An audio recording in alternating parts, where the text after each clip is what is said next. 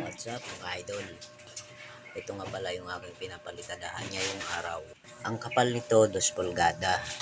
Kaya ang ginawa ko sa una, tinapalan ko ng malalaki para sa pangalawang balik ko, manipis na lang siya. Dahil sa unang hagis, madaling matuyo pa ang halo. Kaya tinapalan ko na ng malalaki. Ngayon, manipis na siya.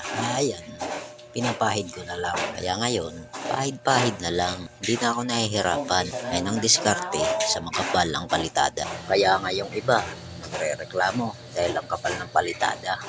Dahil di daw nila matatapos ng isang araw. Lalo na 2 pulgada o higit pa. Pero sa akin, saglit lang. Kaya kong tapusin yun ng mabilis. Dahil gano'n lang ginagawa ko sa umpisa. Umpisa pa lang, kinakapalan ko na ang palitada. Para sa bandang huli, manipis na siya. Kaya, ipapahid ko na, hindi ko na itatapat.